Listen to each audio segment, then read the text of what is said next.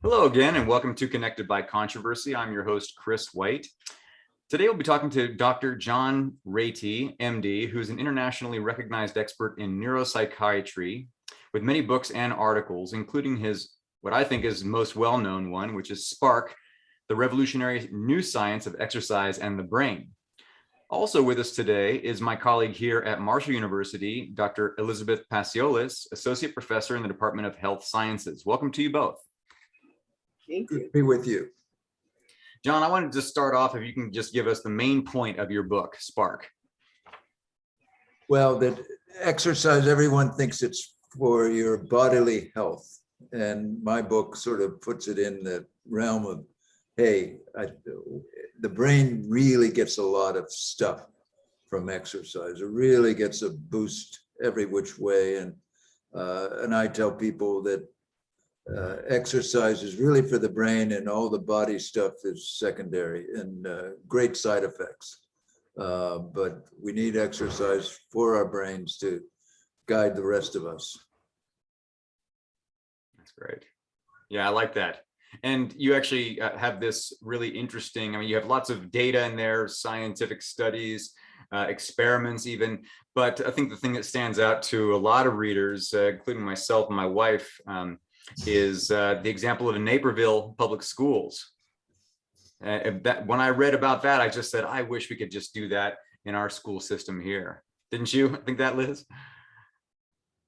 Yes, definitely. Especially when some schools are talking about cutting PE classes. That Naperville is a really good example of why to keep them. Right. Yeah, Naperville, everybody focuses on because it's so extraordinary.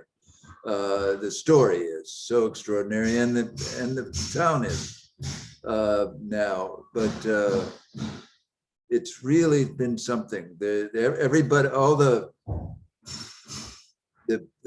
media people that would interview me when Spark came out, then I'd say, well, go to, and they were on their way to Naperville, and I'd say, well, you're going to come back and you're going to say that you wish you would die and be born again to grow up in Naperville.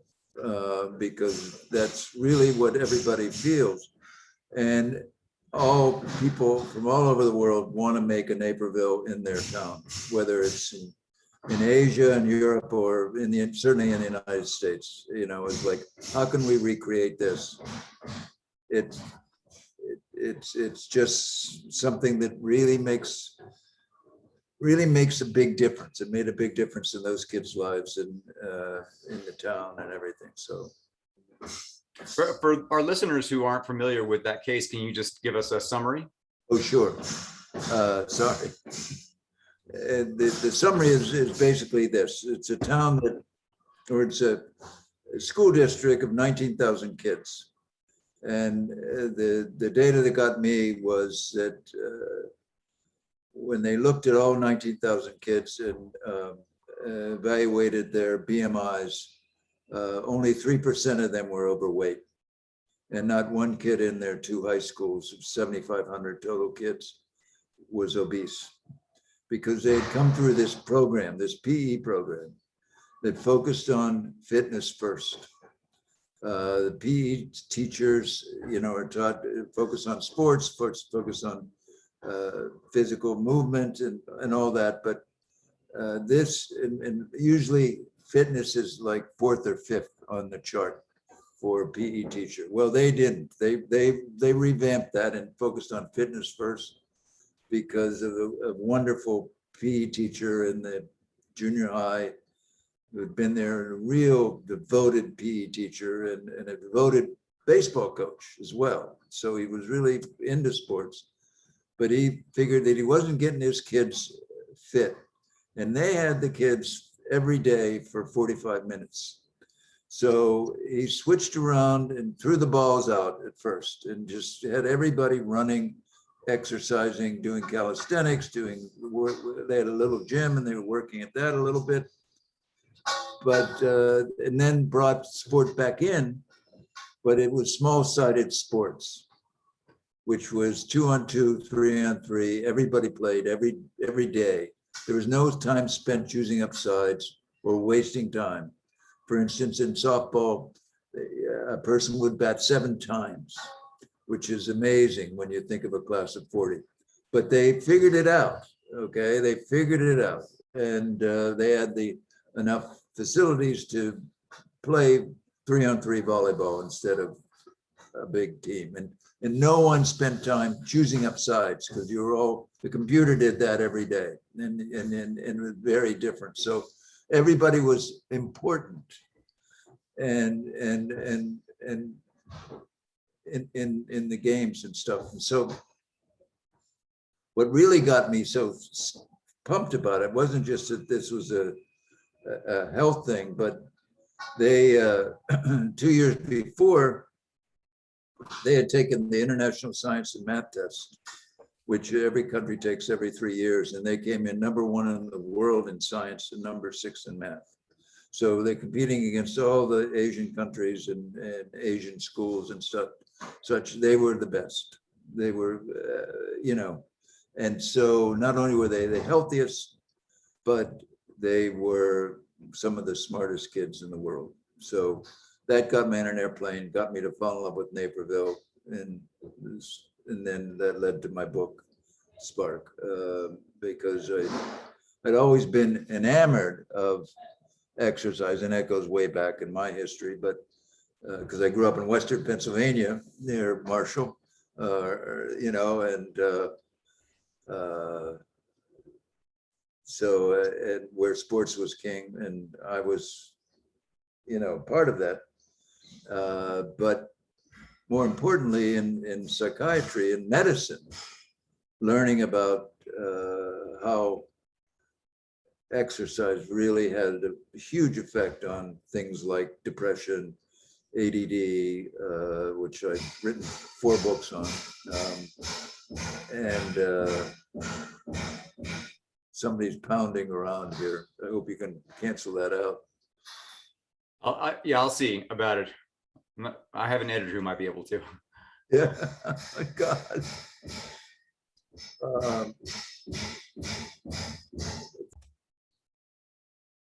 Okay, we're back.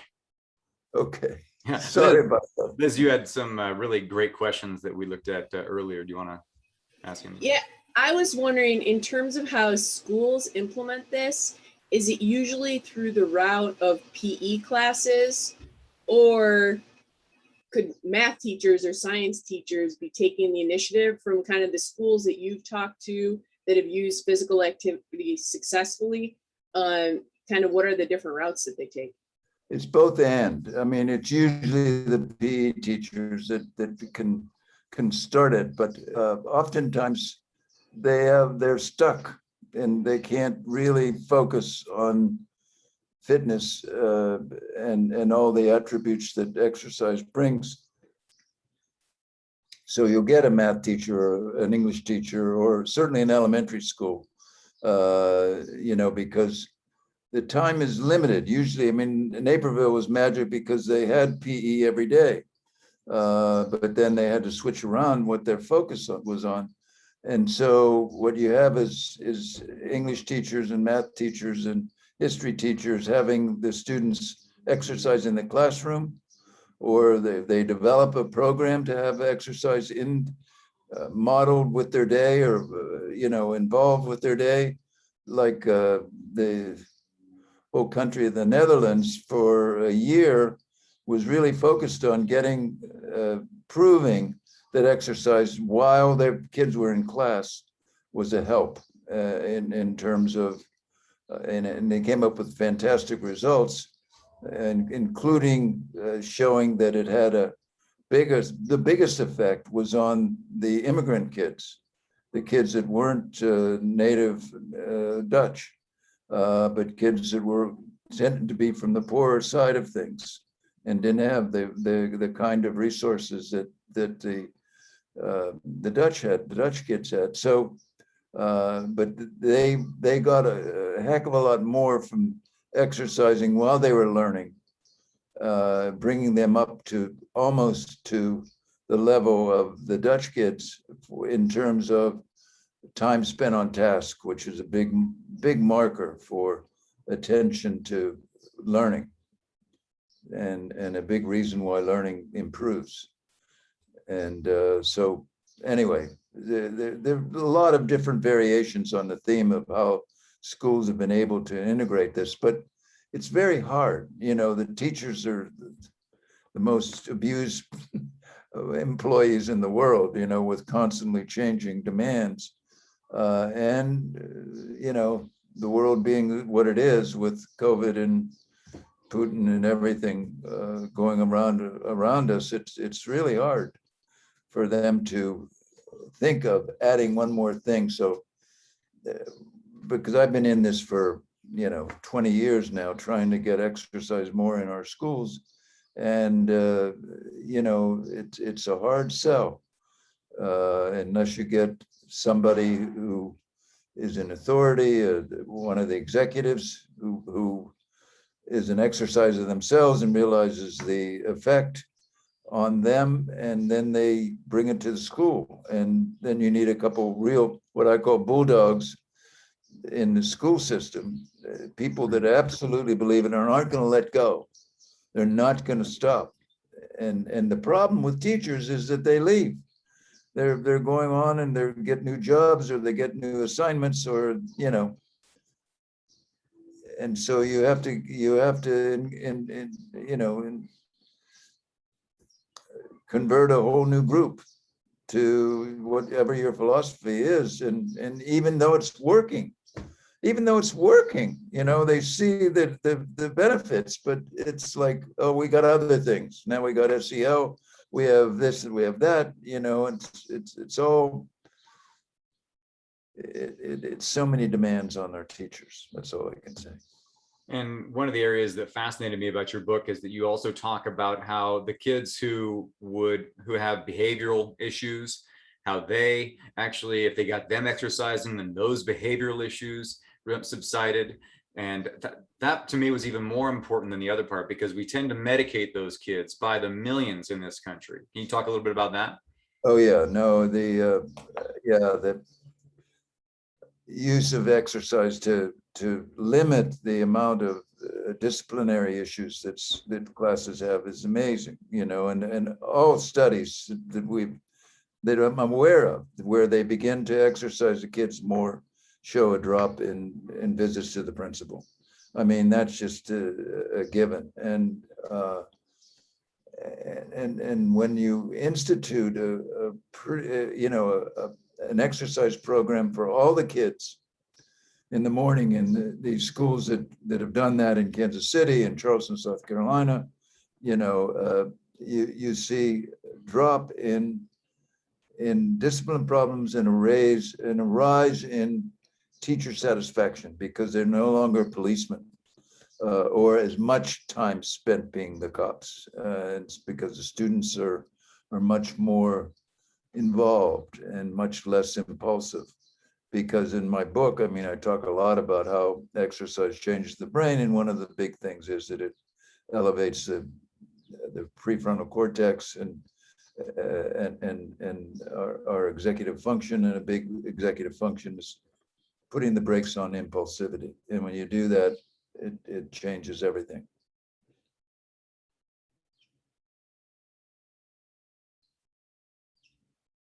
Oh God, I'm sorry. Yeah, go ahead, Liz. Yeah.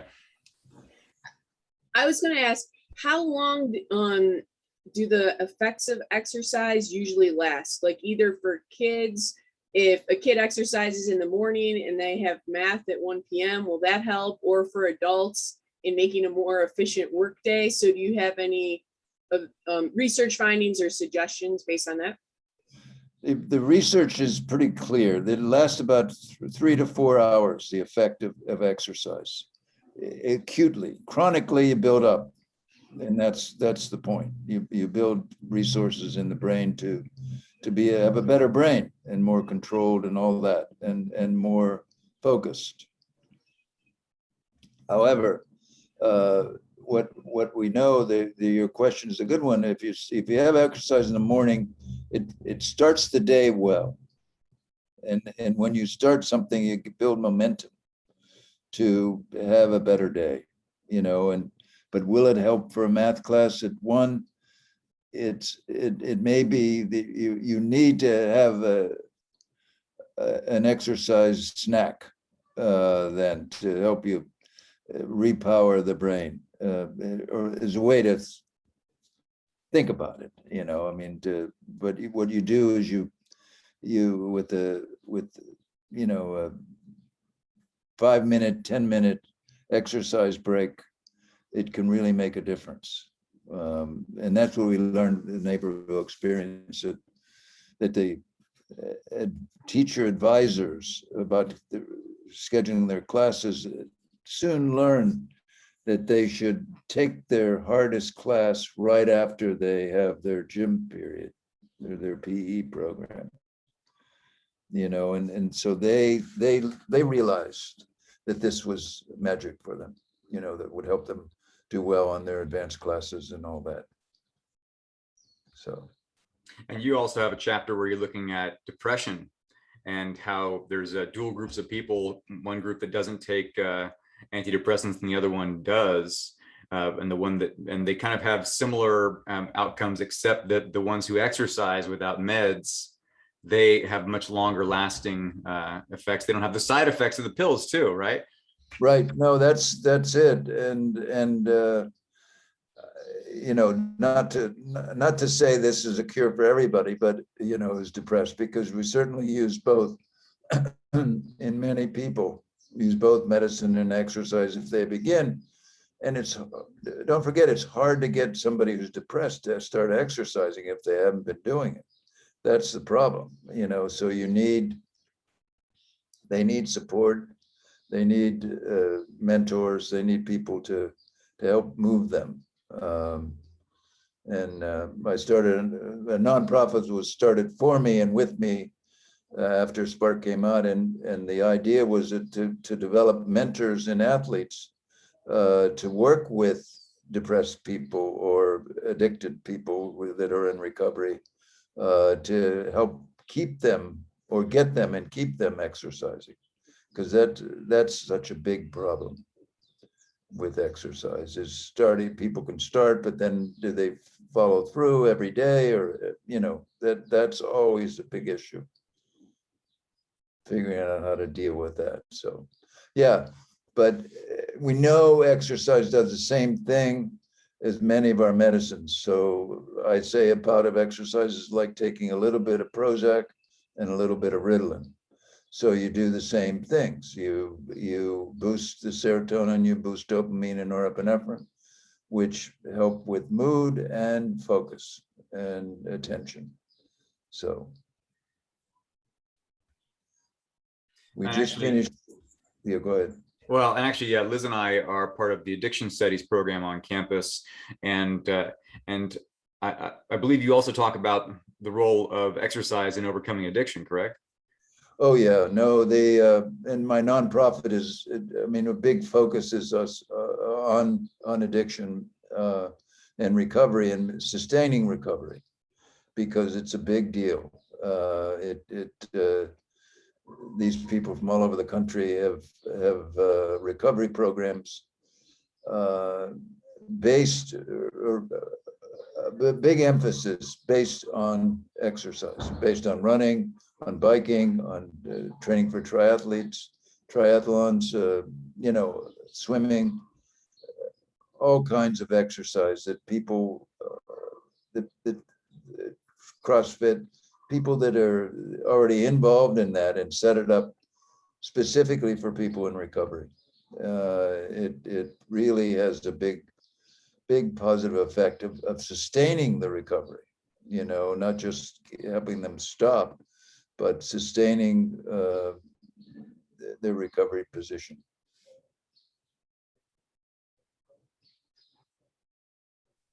And I know in your book, you noted too that some people have a genetic predisposition to dislike exercise. And so do you have other suggestions other than the mentorship program of what to do with those individuals? Well, it's a very small group. It's less than 10% of people who don't get a positive effect. When they looked at studies out of the University of Tennessee and Nebraska, looked at people who didn't feel positive after exercise, but those people, they should be exercising for their health and wellness anyway, even though they don't get the jazz, get the elevation of mood. And this is where the University of Michigan has come around to the past 20 years, looking at how to keep people motivated. And it's their advice is clear. People have to focus on how they feel after they exercise that day, because you look at long-term goals and they are just that, long-term goals, losing weight, getting buff. And sure, some people they're gonna get that, and that's wonderful. But you're gonna have trouble with a lot of people who start in January joining a gym, or that's the way it was pre-COVID anyway, and then they just continue to pay the fee but never go. And the gyms love it, or did. But now with COVID, we have even more of a problem, because it used to be you go to the gym, you get a trainer, and that can help start you on the way. That's the coach or the mentor to get you going and keep you with it. And then people could see what it does for the rest of their life, or begin to see, but then they forget that. It's so easy for us to forget that, especially when we want to, relax and not do much, or not do anything for it. And I like that. Sorry, Chris. No, you go. I like that because we really operate on short-term rewards, and like the physical health benefits seem so far off of like protecting myself from cardiovascular disease later on. But I really like that the mood effects or stress effects are so like immediate, and so to remind ourselves of that. Right. Even, I have one guy who I had to do a video of himself after he exercised, to exhort himself to exercise when he didn't want to, Nice. because he really needed to. It's just like a bit like a drug for him, to exercise, but he needed to remind himself, hey, you dummy, get busy, jump on the treadmill or go outside better, to run or to move somehow. It's it really is something that you need to focus on, how much better your day goes with exercise. You need to, it's a simple, stupid thing, right? But it's really true. And that's what Michigan is, the people there have looked at this over time. What is the way to keep people at it? Well, I love to look out into the wild, and you have a book called Go Wild that I'd love you to refer to. But ever since I read that, whenever I look outside, I look at the squirrels or the birds, and I think to myself, none of them just get up and sit there. They're out doing things. And so that's what we're supposed to do, exercise. In some ways, I feel like with the modern age, I mean, people like Arnold Schwarzenegger, I think he's done some great things, but the idea that we have to go to a gym in order to have a valid exercise experience is too much of a siloization of what we're doing. We're supposed to be moving no matter what, even if it's just slow walking. We're supposed to be active, and it makes it seem as if by doing that, it makes it seem as if that you're engaging in a separate activity than what you're supposed to be doing. Can you talk about kind of your thoughts on that? Yeah, no, that's very important, that we evolved as a species as when we needed to be moving all the time. We were, as hunter-gatherers, we came from them, up until about 10,000 years ago, we were hunter-gatherers, and that's when our brains grew big and our brains grew good. And it was because our brains grew to help us move better. And so most of our brains grew to help us move better. And then as we evolved as bigger groups and more time spent together, our vocabulary started to emerge, and we use those same new brain cells to think with. So one of my favorite sayings about exercise is that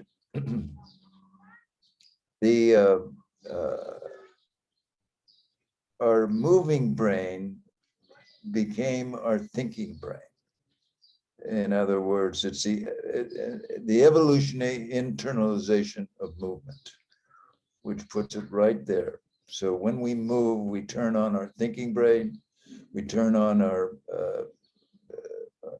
because it's so keyed into thinking and into managing our moods, managing our reaction to stress and anxiety and all that.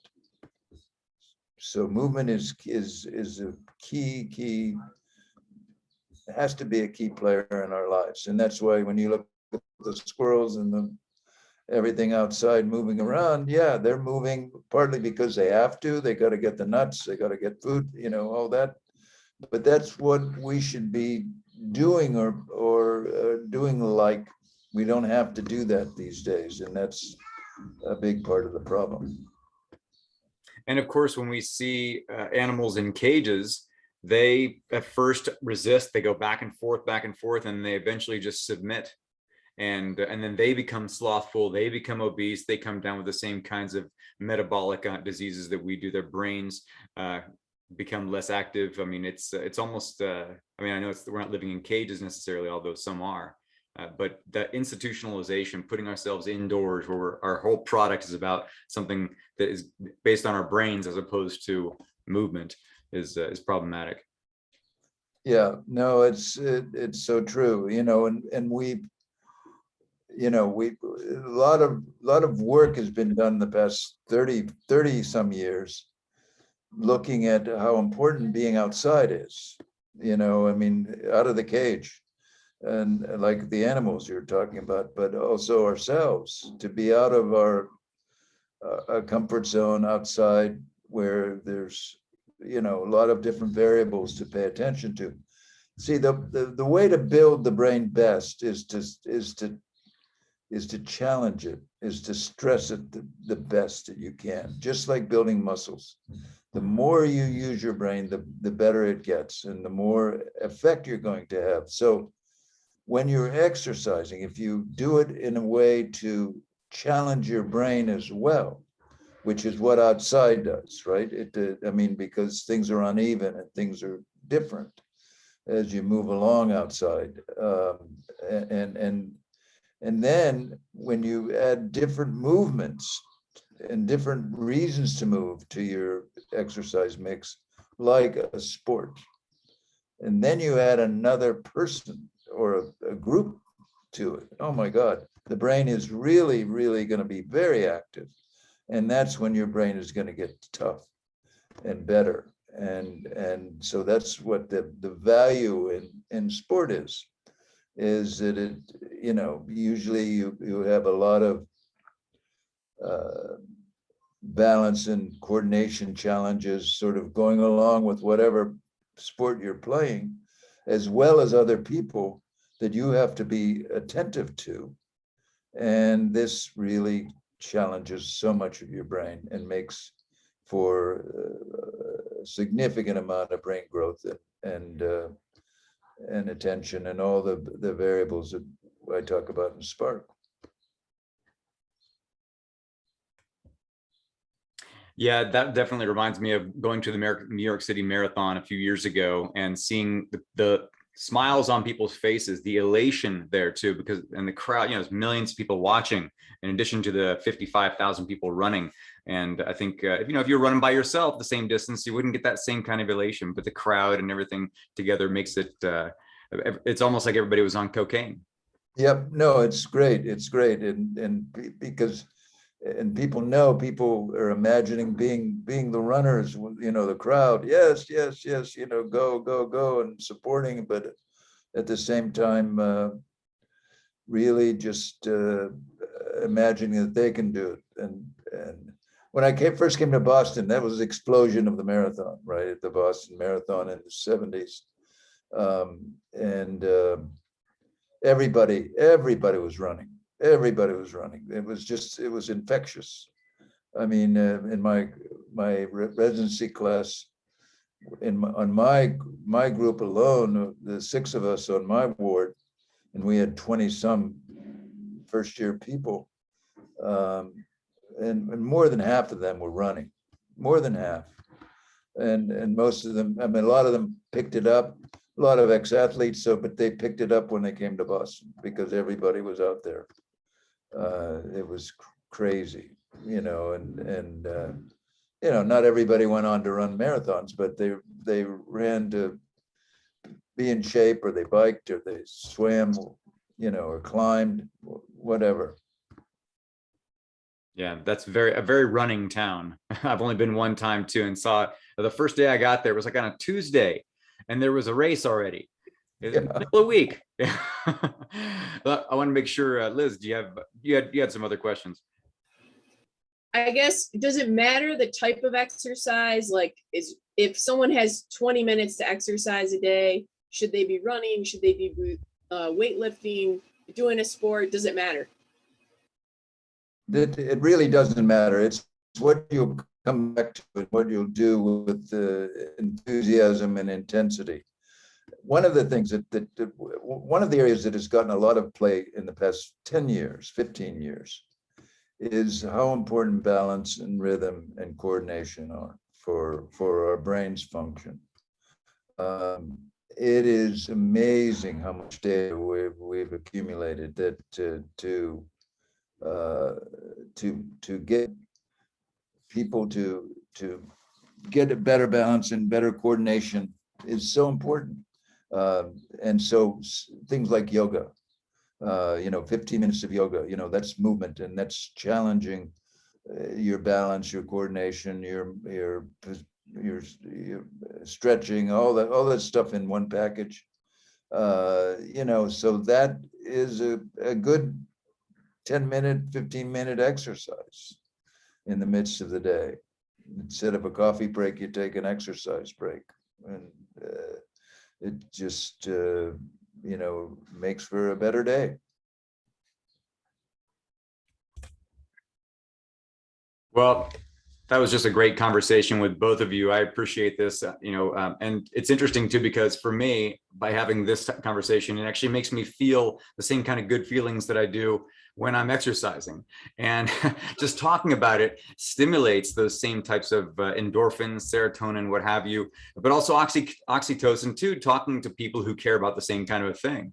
So I really appreciate talking to both of you, and really encourage people to go out and get John Ratey's book, Spark, or Go Wild, or any of the other ones too.